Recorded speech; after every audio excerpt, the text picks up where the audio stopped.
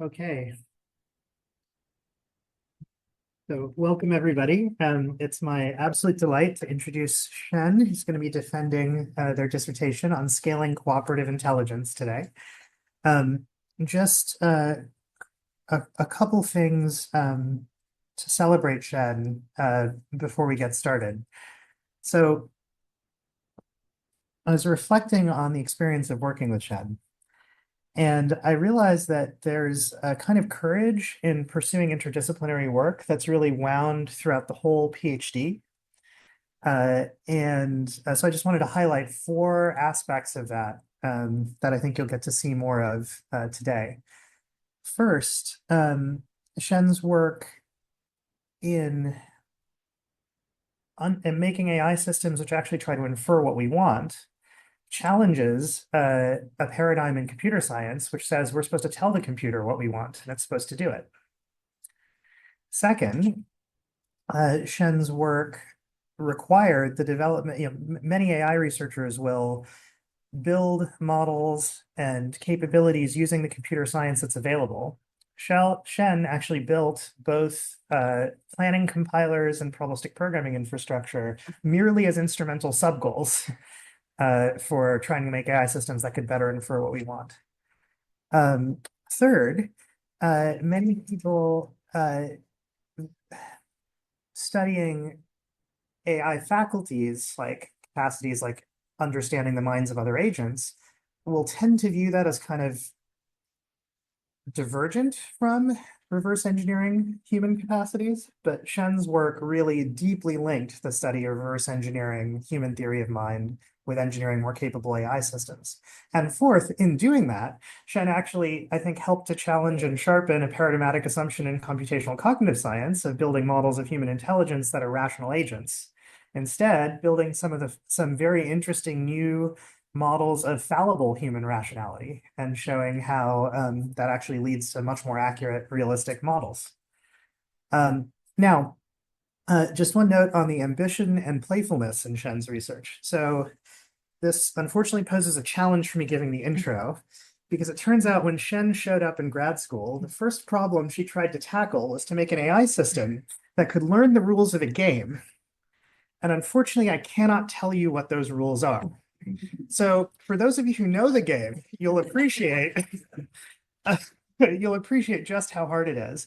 But something I wanted to tell you as I was reflecting on this whole arc is I actually think you now have all the pieces, believe it or not, to revisit that problem. So anyway, without further ado, Shen.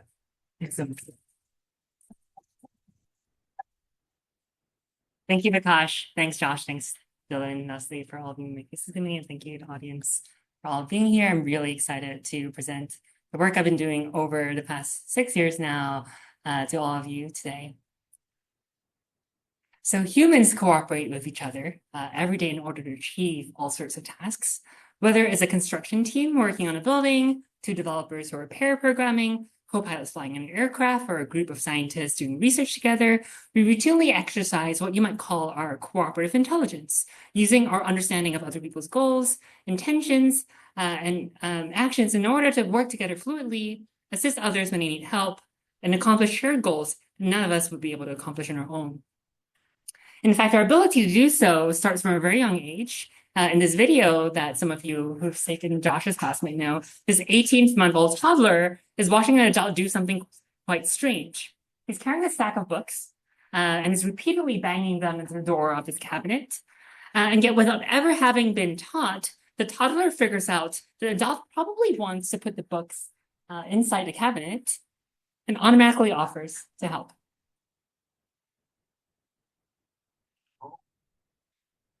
So what is it about humans that we're so cooperatively intelligent, even at this young age? And how can we build AI systems that are just as cooperative? After all, the ability to understand, predict, and work with our agents is a key requirement for many AI applications.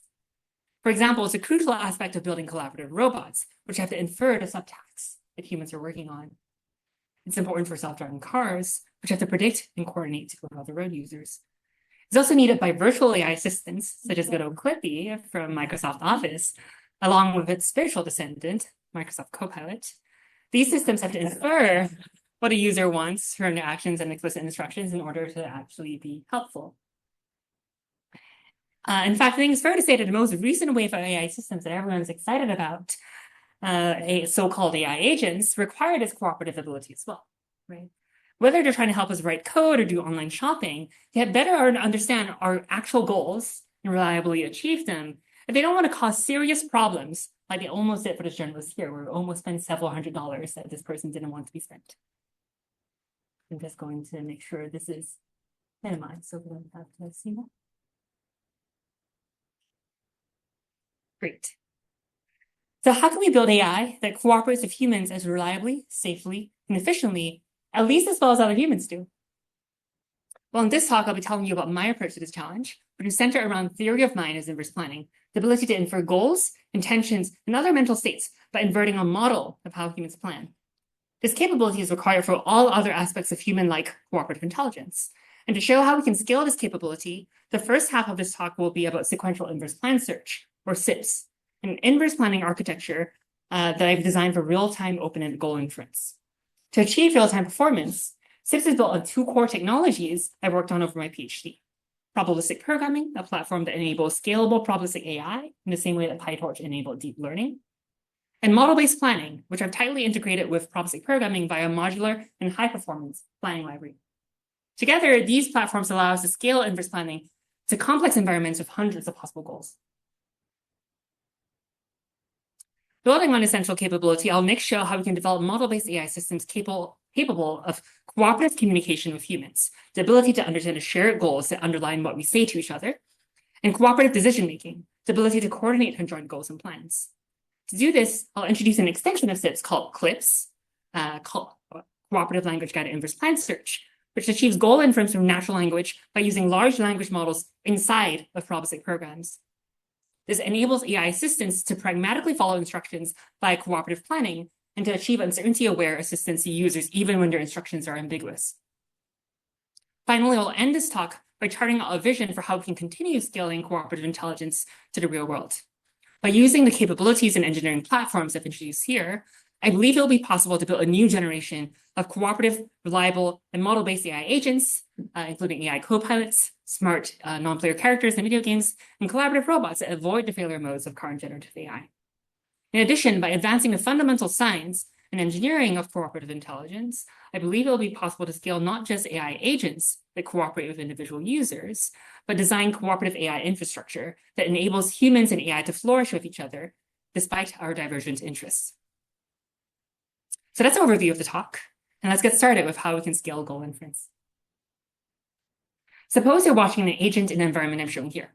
Given the initial state of the environment, a sequence of actions that the agent takes over time, and a set of possible goals, the online goal inference problem is to infer a distribution over goals at each time step t. And ideally, of course, we'd like this to occur accurately, efficiently, and with appropriate amounts of uncertainty, so that AI systems can navigate cooperative scenarios in real time. We would also like to use a general approach that works across many different environments and domains. So for example, people have tried to do this in settings with many more possible goals in block scrolls. A goal might be any block tower that you could spell out of an English word. So here you can see the word drains, I think, is being spelled.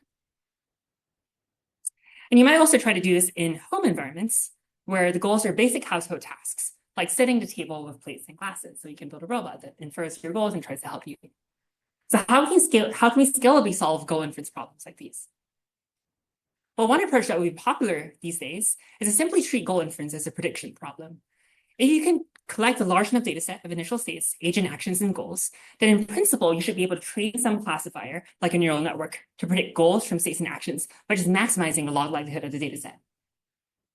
And if you try this approach, like I did with this dilated temporal CNN, or on about 4,000 action sequences, you'll likely find that on the training set, it performs reasonably well. When the agent goes towards the bottom right here, the neural network predicts that the goal is either the blue or the yellow gem.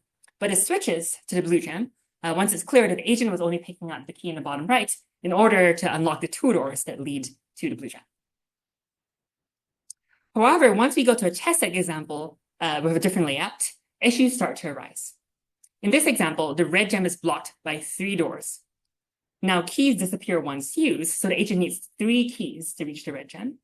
And so if you see the agent go to the left to pick up the key over there, It should be very clear early on that a red gem is likely goal. But our neural classifier generalizes very poorly to this example, wrongly predicting that the blue gem is a goal for almost all time steps, and overconfidently too, because if you thought it was a blue gem, why not the yellow gem? Right? In fact, tested accuracy is so low that it's worse than chance, even though we selected hyperparameters that performed well as possible in the validation set. So it's hard to get these neural networks to generalize. Possibly you need a lot more data or an architecture of stronger inductive biases. And even so, we have no guarantees they would generalize correctly. So what's the alternative? In our work, we take a structured model-based approach known as inverse planning. Rather than learning to infer goals from tons of data, we're going to model the agent as having some goal given the environment it is in, and that it takes actions by planning approximately rationally to achieve that goal. But we can't observe goals directly, only external behavior. So we have to invert the model, inferring a posterior distribution over goals that best explains how the agent took. Of course, this is just a high-level framework, and to actually do inverse planning, we need to make some assumptions about how agents actually plan. And one standard set of assumptions is known as Boltzmann rationality, which says that agents are more likely to take actions that minimize the cost of reaching the goal, also known as the cost-to-goal function, or the value function. This assumption is widely made in methods like inverse reinforcement learning, and in small enough environments like this grid world, with no doors and no keys, it's possible to compute the cost-to-goal function quickly enough that we can perform online inference. So for example, here I'm showing the cost-to-goal function to the red gem, the yellow gem, and the blue gem. And since we have this cost-to-goal, we can compute the likelihood of an action at every step, and just repeatedly apply Bayes' rule and infer the distribution over goals at every step. You can see that's doing something very intuitive over here.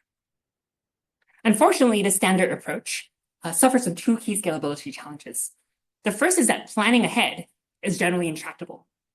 And it's intractable to compute the cost-to-goal function for most compositional planning problems, like grid worlds with doors and keys, which embed the traveling salesman problem, or pick-and-place problems like blocks world. And this is made worse by the standard algorithmic toolkit people use to solve these problems, which is value iteration over the entire state space. So unless we have some magic way to compute the cost-to-goal function quickly, Boltzmann rationality is not going to scale to more complicated environments, especially if you want real-time speed. The second challenge is that inference is generally intractable. Part of it just follows from planning being intractable, making it hard to evaluate these likelihoods. But also the space of possible goals or plans could grow exponentially, especially in open-ended settings like block words, where a goal could be any English word, or a home environment where a goal could be any household task. So how do we address these challenges? Is it still possible to take a model-based approach at scale? Or do we have to go back to something like machine learning?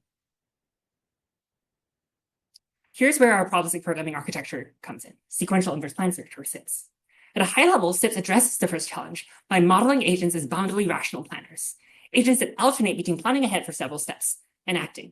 This is not only much less costly than full horizon planning, but also more cognitively realistic, allowing us to capture human-like mistakes from not planning ahead enough.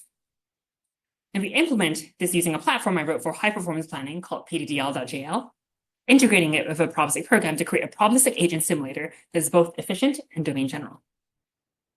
To address the second challenge, SIPS performs inference over this agent simulator by a sequential Monte Carlo, also known as particle filtering. Instead of trying to do exact inference over all possible goals and plans, SMC approximates the Bayesian posterior with a set of weighted particles or hypotheses, which get updated over time. This is actually a strategy that I've shown humans have been used to do inference in various settings. And to automate all the math required to implement this custom SMC algorithm correctly, SIPS is written using Gen particle filters, a probabilistic programming library I wrote for programmable particle filtering. So that's a high-level overview of SIPS, which leverages both cognitively inspired algorithmic insights and platform innovations to achieve Bayesian goal inference in faster and in real time.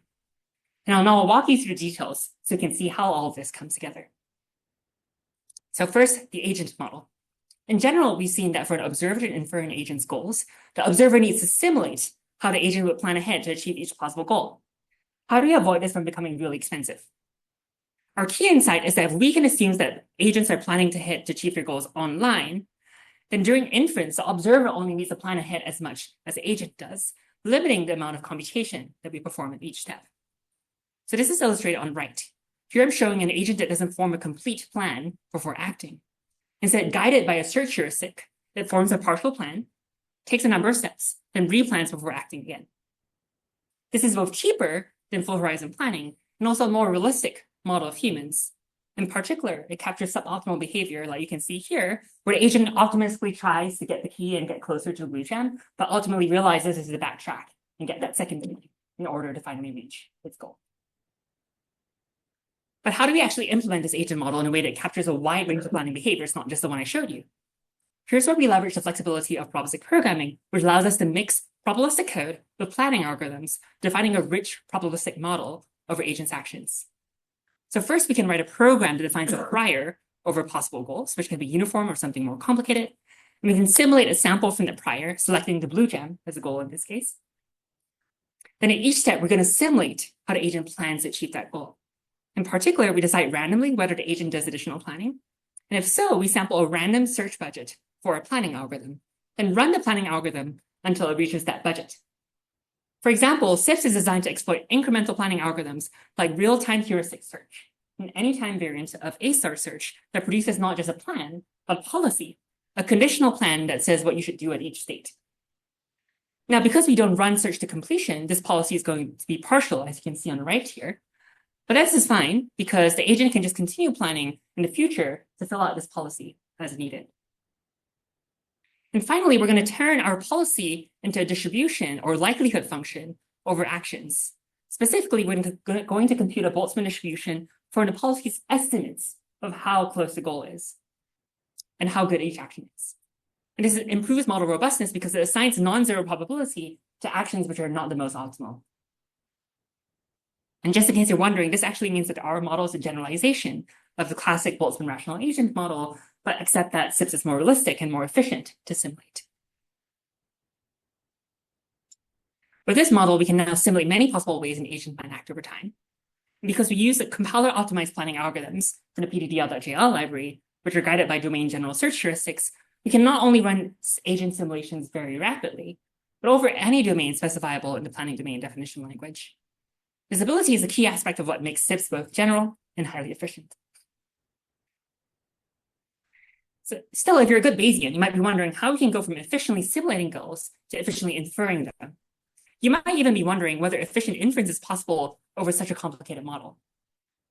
After all, it seems like in my effort to make planning more tractable, I went from a Bayesian model where there was a single latent goal that we had to infer, to ones where there's also tons of latent partial plans we need to do inference over. And so what a first tractability challenge might be solved, it seems like you made part of a second challenge a little harder. This is where we can turn to sequential Monte Carlo or particle filtering. Rather than try to do exact Bayesian inference over all possible goals and plans, SMC approximates the posterior distribution with a relatively small set of weighted particles. Here I'm just showing 9. As a sequential algorithm, SMC also allows us to exploit the step-by-step nature of online planning to perform step-by-step inference over the agent's plans and goals. In fact, our model was specifically designed to enable the use of online planning algorithms like real-time heuristic search. Finally, SMC can be combined with fast bottom-up heuristics for generating goal hypotheses without compromising accuracy, allowing us to scale to environments with hundreds of possible goals. So here's how that works in detail, starting with a case where there's a small number of goals, but potentially a large space of possible plans. You first initialize the algorithm by sampling or enumerating a set of particles. So on the right here, I'm showing a collection of 9 particles, with each row corresponding to one possible goal: red, yellow in the middle, and then blue. And each cell in the row shows a possible plan to that goal, a possible partial plan to that goal. And each particle is initially assigned a weight of 1, and we normalize that weight. You get a weight of 1/9 here, which is shown at the top of each cell. That is the total probability of that particle or the hypothesis. We then iterate over observed actions. For each particle, we simulate how the agent updates its plan at each step. Then update the particle's weight based on how well the plan explains the actions. So at this step, I'm going at this point, you can see the bottom right particle predicts that the agent will follow a plan to the key in the middle over here. Right? But when the agent doesn't actually do this, that particle gets downweighted because it didn't explain the observations that were actually happening. Right? This is going to happen again. Right? At this point, all the red gem particles are going to predict, of course, their agent would go upwards towards the red gem. Right? But agent doesn't do that. Instead, it steps towards the right. And so all the rich M particles get downweighted as well. Now, because many of our particles have very low weights, it doesn't really make sense to keep them around. So CIPS is also designed to resample particles whenever the effective sample size drops too low. After resampling, particles that had high weights get randomly copied many times, whereas low weight particles get pruned, and all the resampled particles are given equal weights. This allows CIPS to focus computational effort on more promising hypotheses. So you can see after resampling here, it's just yellow or blue gem particles now. This is going to happen a few more times every time the particle sort of hypotheses get confused or mispredict what happens. So in this case, we have another prediction error, the weights drop, we resample again. Another prediction error, the weights drop, we resample again. Eventually, we're at this point where the agent has actually started backtracking. Initially, you might have seen that it seemed like it was walking towards the yellow gem, but now it starts backtracking, right? And so the yellow gem particles are going to get really downweighted here. And eventually, we're going to resample as well, because those are very low weight. And now we have a particle collection that's entirely focused on the blue gem, showing that we've converged to a posterior, which says with almost certainty that the blue gem is the goal of the agent here. And every step along the way, we can return this particle collection as approximation of the true posterior over the goals and plans of the agent in every step. So conceptually, I think SMC is actually quite elegant. You can think of it as iteratively guessing and checking what the agent will do, and then throwing out your bad guesses and adding in new ones. In practice, however, part of why these algorithms haven't been widely applied is that it's hard to get the implementation and the math right, especially when you want to make changes to a complicated model or to try variants of the particle filtering algorithm, like adding MCMC rejuvenation of particles or custom proposals to improve inference quality. So you're doing smarter guessing than just like guessing from the prior. But by using the toolkit of probabilistic programming, and specifically the particle filters libraries I wrote, you can actually write the basic CIPS algorithm in just 3 lines of code with all the low-level math automated for you. And the math will still be correct if you pass in a different model configuration, or if you add in custom proposals or MCMC rejuvenation, and it becomes about 4 lines. We'll see just in a bit how this flexibility really helps us to scale to harder problems of hundreds of goals. But first, I want to show you how even this basic version of CIPS performs in practice. So here's what CIPS inferences look like in aggregate for the example we went through. On the top right, you can see the probability of each goal. And in the map, you can see the inferred partial plans as you go. As you watch, you can see that CIPS makes reasonable goal inferences despite the agent's suboptimal behavior. It's also making inferences about the plan. So initially infers that the agent's following a suboptimal blue plan, right? And prunes away the possibility that it's going the optimal path to the blue gem. And if I were to actually run the algorithm at full speed here on a different example, we're able to achieve, as promised, faster in real-time performance, about 30 actions per second, when we use about 10 samples per goal. And in fact, CIPS is faster by at least 2 orders of magnitude compared to the naive Boltzmann rational agent model where we're using value iteration to solve the value function, which fails to accurately infer goals even after tons of upfront computation. And CIPS isn't just fast. Because we don't always assume that agents are optimal, we're also more robust to mistakes agents might make.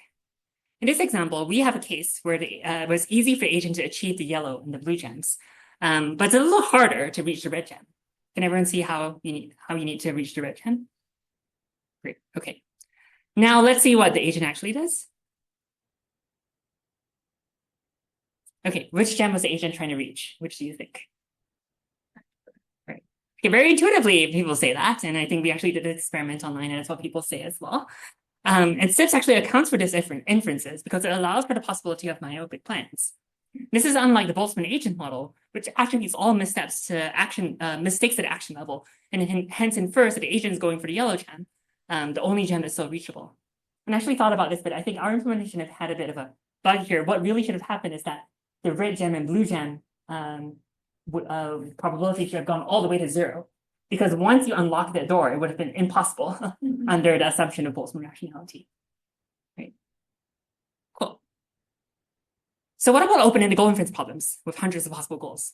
So let's consider the block word domain as an example. If I play this animation, you can get a sense of how humans might solve this task.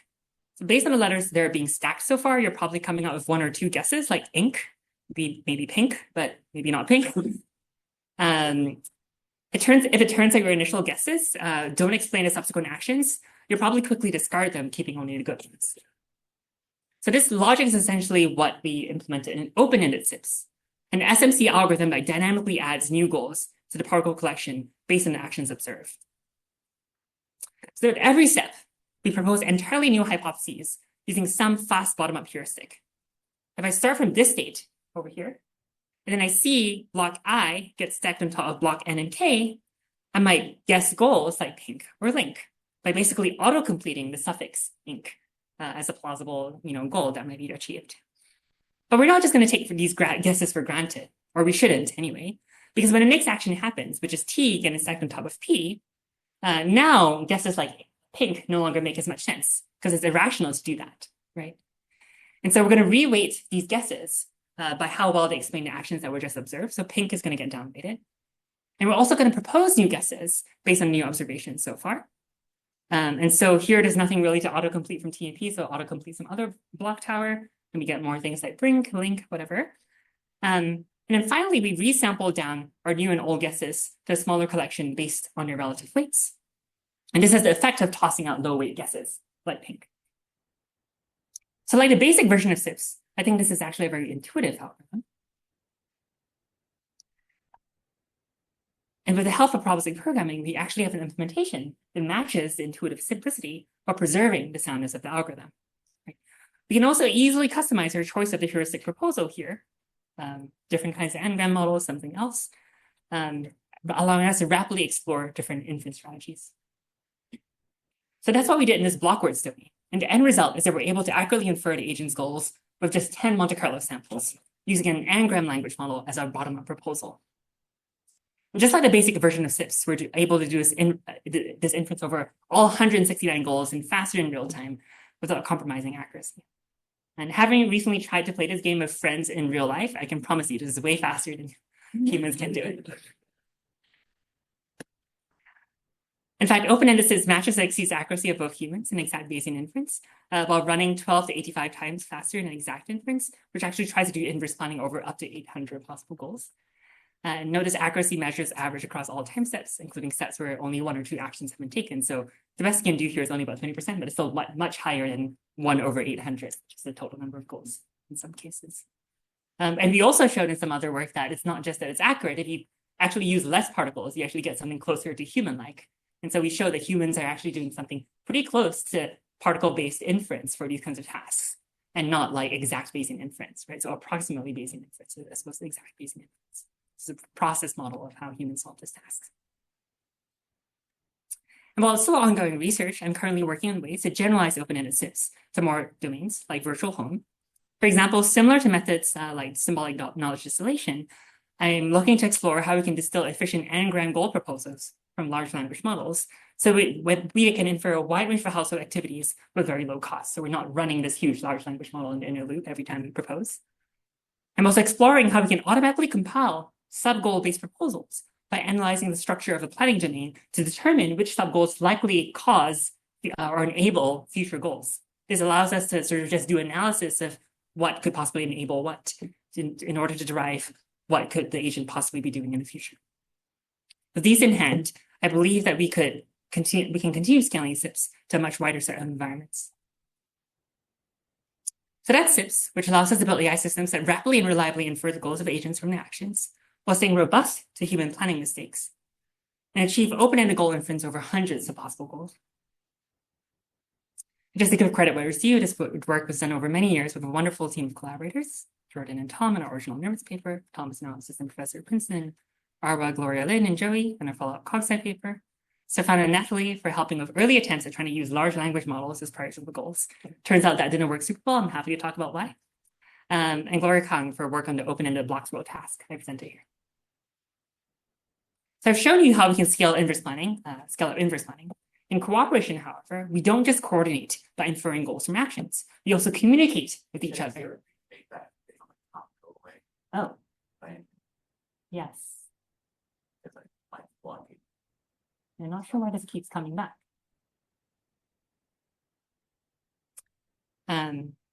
Great. So in cooperation, we don't just coordinate by inferring goals from actions, we also communicate with each other, giving instructions or requests we expect others to understand, and inferring the relationships inferring the intentions behind people's words. So in this section, I'm going to talk how we can integrate SIPs with large language models to become CLIPs, a system for Bayesian instruction following and goal assistance that's much more reliable than using large language models on your own. So to introduce a setting for CLIPs, I'm going to first introduce language augmented assistance games, an extension of the assistance game formalism by Jill and Happel-Manel and my thesis committee and others that formalizes ideal rationality for AI assistance.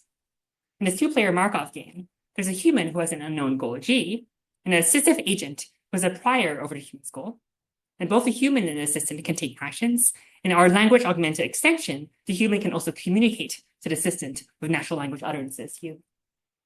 So in order to help effectively, the assistant has to infer the human's goals from both your actions and your utterances. As an example of this, imagine you're in your friend's kitchen and they place 3 plates on the table. They then ask you if you can get the forks and knives. Based on this, you can intuitively infer that you should get 3 forks and 3 knives without them having to tell you the specific number.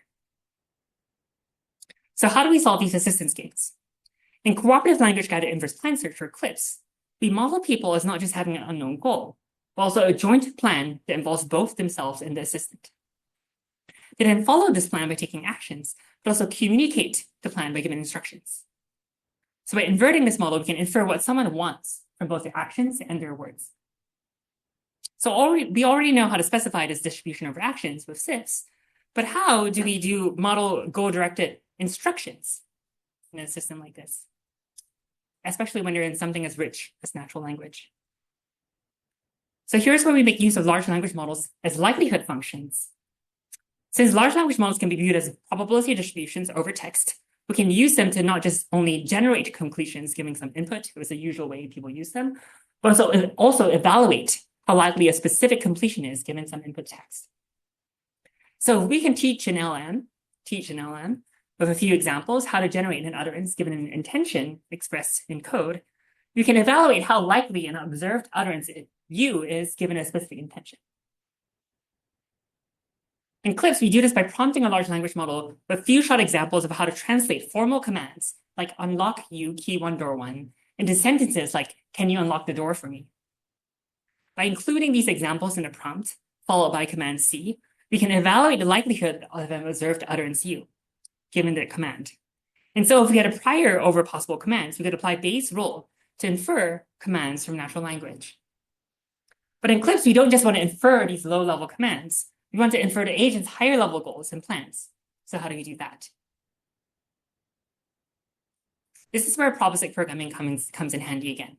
By embedding our call to the large language model inside of a probabilistic program, we can model the structured relationship between an agent's intentions and their utterances. In particular, given a goal G and a plan pi produced by planning towards that goal, we model the agent as sampling a set of actions from that plan to communicate as a formal command C. And then the command gets translated into natural language by a call to a large language model. Finally, by conditioning on an observed utterance U, we can infer the distribution over not just commands, but also over plans and goals. Because we wrote all of this within a Gen probabilistic programming language, all the math we need to do to compute the score is automated. And this is despite the fact we wrote a pretty complex program in order to combine the strengths of symbolic, probabilistic, and neural subroutines in a single model. So that's how we integrate large language models into a larger Bayesian architecture. And by doing that, we can solve instruction following tasks that large language models struggle to solve on their own. So here's an example from the doors and keys domain to make things concrete. At the bottom of this scenario, there's a human agent who wants to collect one of 4 gems. And they need to use colored keys to unlock doors of the same color. So red keys unlock red doors, blue keys unlock blue doors. At the top, there's a robot assistant that human can give instructions to. And in the first few time steps, the human walks upwards and then to the left. And so based on this, our CLIPS robot assistant is going to infer that the human might be going for the red gem, or possibly also the yellow gem, and the others are less probable. But once the human gives the instruction, can you pass me the red key, it becomes most likely that they're trying to reach the yellow gem, because that's the only gem to the left that's behind a red door, right? If you had only seen the utterance, you might have thought maybe it's yellow or green, right? And if you've only seen the actions, you couldn't tell whether it was red or yellow. But combining them, you can infer it's yellow. And by making these inferences, Eclipse assistants can accurately resolve the ambiguity in the human's instruction, providing assistance by picking up rate key number 2, and not the other 2 rate keys, which are rate keys number 1 and 4. So what happens if we just try to use a large multimodal large language model instead of prompting it with all the relevant context here? So when we test GPT-4o in this example, and I tried this about 20 times with different prompt formats, it repeatedly gives the wrong answers. It also produces flawed reasoning, such as associating keys with the red gem, which doesn't apply here. Produces suboptimal assistance that prioritizes the robot's costs over the humans, and perceptual hallucinations, such as non-existent doors. And even with O1 preview from OpenAI's new series of reasoning models, reliability is very poor. And here we prompted it with the ASCII version, so a text-based version of the grid, not the image. And out of the 5 times I tried, with each attempt taking about 1 minute in processing time, so not at all real time, only about 1 time did O1 get the answer right with a reasonable explanation. And the 4 other times, it gave answers that were either partly or wholly wrong. So nowhere near, I think, the reliability we would actually want from an assistive application. In contrast, CLIPS achieves high accuracies in the 2 datasets we tested, taking the correct assistive actions in 97% of these doors and keys problems, while closely matching the judgments of humans presented with the same problem. So here I'm showing precision, recall, and the human likeness for each problem. And we achieved this reliability despite using only a 6.7 billion large language model as a likelihood function, much smaller and faster. It's weird I'm saying only 6.7 billion, but only 6.7 billion parameters, much smaller and faster than the sort of trillion parameter models that I was showing earlier. And that's possible because CLIPS uses large language models to model what they're uniquely good at in language. They're good at other things too, but they're really good at language, while leaving reasoning to sound algorithms based on model-based planning and probabilistic programming. And it's not just aggregate accuracy that CLIPS is able to give us. Another thing that CLIPS gives us is safety in the face of uncertainty. Because CLIPS is a Bayesian algorithm, the way we select assistive actions is by minimizing the expected cost of reaching the human's goal. And this results in conservative decision-making whenever there's too much goal uncertainty. So formally here, we're actually doing the QMDP approximation of the underlying belief space problem. So for example, consider this scenario where the human agent doesn't move at all and just says, hey, can you open a red door over there? If the assistant can't ask any clarifying questions, there's actually a reducible uncertainty here about what gem the human probably wants, and hence what door they want to be unlocked. Yet if you think about it, there's a clear answer as to which door the robot should unlock once you account for the fact that keys are gone forever once they're used. Does anyone want to say which one they should unlock? Right, great. Door 3 is safer, right, because it preserves access to both blue and green gems. And this is precisely the assistive plan that CLIPS produces because we're Bayesian about things. And because we infer that it could be either blue or green. In contrast, GPT-4v acts unsafely in this situation. It's overconfident that the blue gem is the goal, and hence unsafely unlocks door 2 instead of door 3. In high-stakes scenarios, this lack of uncertainty awareness can lead to serious issues, highlighting the importance of approaches like this. So that's cooperative language-guided inverse plan search, which applies to inverse planning, not just for goal inference, but also for Bayesian instruction following, that achieves much higher reliability than state-of-the-art large language models, at least in these tasks, while providing safe assistance under uncertainty. And before I move on to the final part of this talk, I would just want to give a huge shout out to my co-author, Lance Ng, without whom CLIPS may not have made it to publication. Lance has also recently gone on to do some really cool work, getting extensions of CLIPS, working on actual robots. So if you're interested, you could check out that paper. The cool thing he did here is he got it working from spoken instructions and not just text. Great, so how can we continue scaling cooperative intelligence? Or going back to the question I started with, how can we build AI that cooperates with humans as reliably, safely, and efficiently, at least as well as other humans do? Over the course of this talk, I've shown you that a part of the answer is this, which scales inverse planning for goal inference by combining flexible probabilistic programs with high-performance model-based planners. I've then shown how CLIPS can build on this core capability, providing the basic architecture for a reliable AI assistant that's capable of both cooperative decision-making and cooperative communication. So what else is needed to turn CLIPS into an AI copilot or video game NPC that's ready for deployment? And how can the technologies I presented here enable cooperation, not just between single agents and their users, but also infrastructure of cooperation at the societal scale?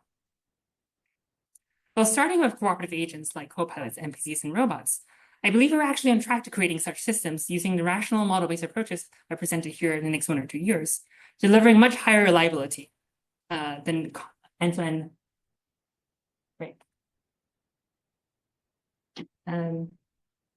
Delivering much higher reliability and lower costs than large-scale end-to-end methods. Now, in order to actually achieve this goal, well, you might think, Shen, you're a little crazy. Like, you really want to go up against the big AI agents that everyone is trying to build right now. And I want to be a bit, cautious about saying that I know how to solve everything. In particular, I think there are domains where something like software agents are going to be very hard because we don't have a good, say, rational theory of what it means to be a good programmer. But there are other cases, in many of these problems I've showed you, where we basically have figured out the basic algorithmic insights required to solve those kinds of problems, right? It's just look-ahead search solves most planning problems, right? And even for something like web browsing, I think that's essentially a glorified look-ahead search problem once you have the goals right? With a lot more non-determinism and uncertainty, but when you think about how when you're solving a web browsing task, are solving that problem, it's not so different from like, okay, it's maybe this link I should go to, then this link, and I'm going to try that, and I'm going to update my beliefs and keep doing that until I finally reach the goal. And there's no reason, I think, we can't get this kind of reliable algorithm actually implemented if we do the work to build in the infrastructure to model the world the way that humans model it, right? And so we need to do that using some kind of world modeling infrastructure to do planning and inverse. So it's not hard to imagine, for example, in video games, taking the scripting API exposed by a game like Minecraft and using the synthesize the simplified domain models suitable for planning and inverse planning. In fact, people have already tried doing versions of this in the paper I'm showing here, where Tian Mao and Leo Wang, they use LLMs to help generate these PDDL-based models of Minecraft. And arguably this is just a lot cheaper than the alternative and more reliable, than something like Google DeepMind's SUMA, scalable intractable multimodal agent, which is trained for 1.2 million training steps to directly follow the instructions of video games for multimodal input. They were able to do this just for multimodal input, but the instructions were really simple. And you looked at actual success rates, they're really low, less than 50% of the time for many of the cases. And this is something that's like kind of way too slow if you actually want to run it on consumer hardware, right? Because you need an entire GPU to be running the system alongside the game graphics itself. So it's not clear to me how the economics for this kind of system are going to work out. And instead, by building this sort of leveraging the existing world modeling infrastructure in a video game and building additional inverse planning infrastructure on top of that, I think we're going to be able to show that model-based approaches to AI cooperation can actually scale. Or consider how CLIPS could be applied to something like Microsoft Excel. While it's large and complicated, it's also one of the clearly defined space of actions and effects for most basic users. You go to cells and enter text or one of finitely many formulae, where you start sorting and filtering columns. So it's not hard to imagine building a CLIPS-like architecture on top, which infers what you're trying to do from both your recent actions and your chat instructions. Right? In contrast, if you ever actually try Copilot for Excel, you'll find that it's not very intuitive. It isn't able to infer what you're trying to do from your recent actions, and often slower than actually doing a task yourself, at least in my experience. And with the right modeling infrastructure, I think CLIPS in Excel could lead to much more user-friendly experiences. I think we can actually go beyond just Microsoft apps. I mean, one thing I'm hoping to do going forward is think about ways we can, what is PDDL, but for the open web, or at least some part of the open web? How can we build a model world like the web agent planning language that allows agents not just to plan reliably over the web, but also for developers or people who want to expose their apps to constrain what these web agents can do over their website.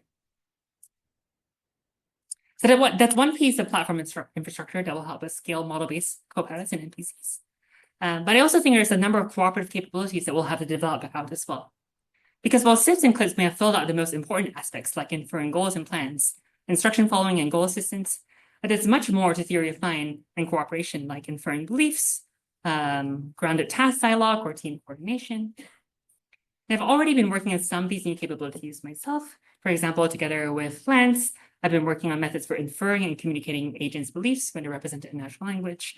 These methods extend inverse planning to situations where other agents might not have accurate beliefs about the world. It'll be crucial for certain cases where you need to understand what people have mistaken, when people have mistaken beliefs, like AI tutors, for example.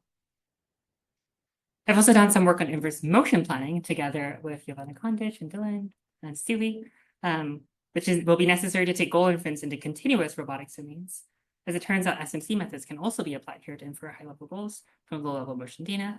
And by combining this with methods like SIPs, it should be possible to build collaborative robots capable of inverse task and motion planning. Of the capabilities I listed, however, one that actually feels most important to me is moving from instruction following in clips to ground to task dialogue.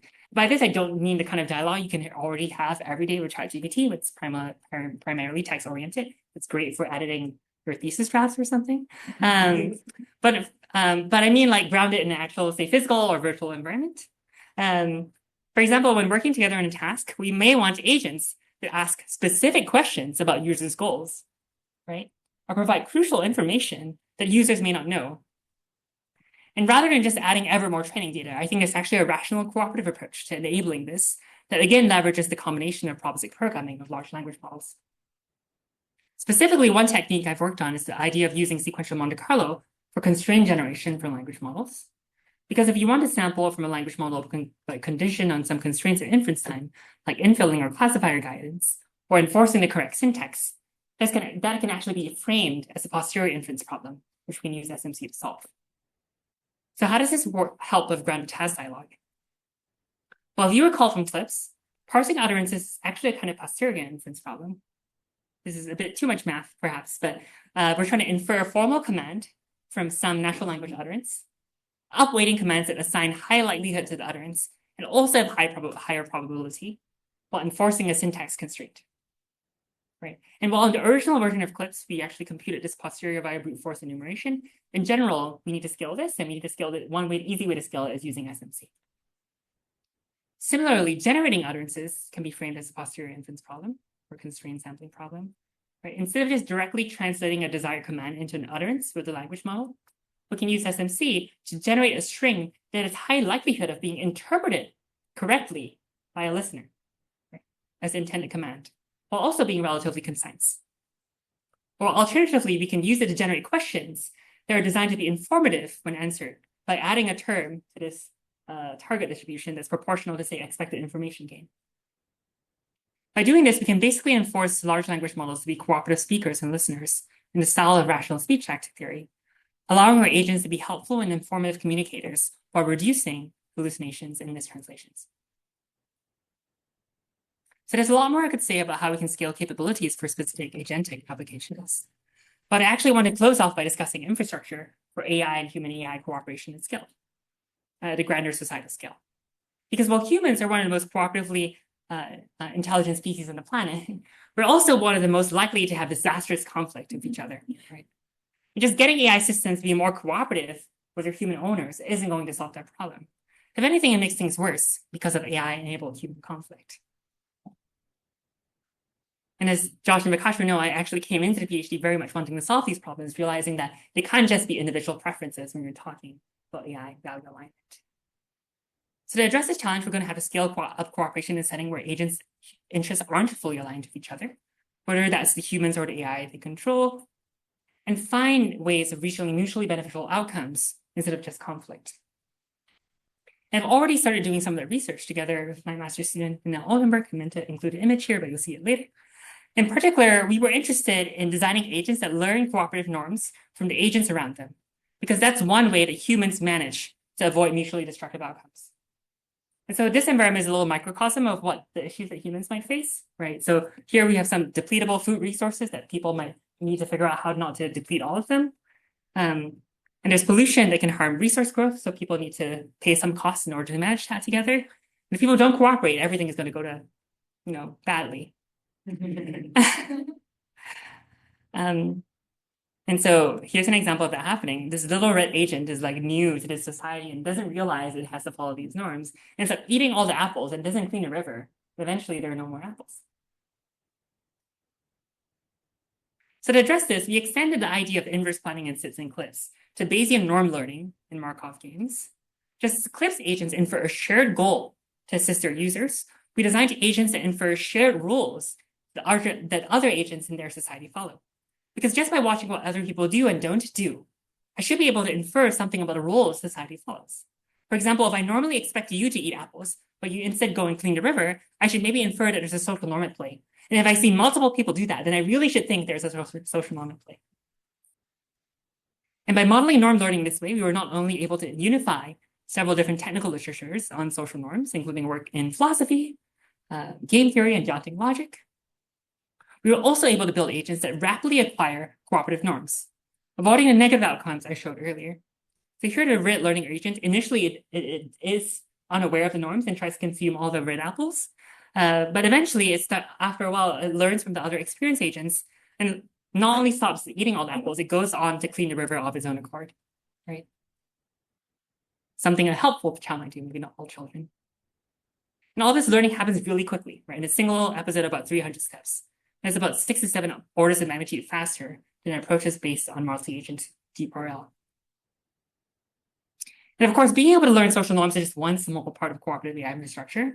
We'll also need to figure out better ways of having humans and AI deliberate on good norms and principles to follow, establishing mechanisms and institutions that allow humans and AI to cooperate at scale, drawing on ideas from game theory, social choice, and philosophy. I'm really interested in going beyond this idea of like, let's find solutions of mutual benefit, but what is mutually justifiable to all? I think that's the stuff I came to really being interested in figuring out. How do people learn what kinds of actions are justifiable to others? A lot of theoretical work to be done to actually ground, I think, a lot of the interesting empirical work that's being done today in trying to get large language models, say, to do these things, where everyone wants to align AI with democratic values, but what does it actually mean to do that? What are democratic values? I think we need some theory to figure that out, and it's deeply under theorized. I plan to do that in the future. If we do the work and get it right, I think we can stand to benefit from a safer, more cooperative, and ultimately more fulfilling world, one where AI isn't a path to our demise, as some worry about, but instead to a world where we can live and flourish together despite all of our differences. And I want to share on that note that contingent on my passing this defense, contingent on passing my defense submitting my thesis, which might not happen, I'll be starting to doing some of that work as an assistant professor at NUS, National University of Singapore, in fall 2025. I'm also, if you know anyone, recruiting PhD students for some oncoming intakes. There's a deadline pretty soon. So, if you know people, let them know. And I want to thank everyone for the time today. Here's a brief summary of further research I covered today, and happy to take any questions before I go into acknowledgements.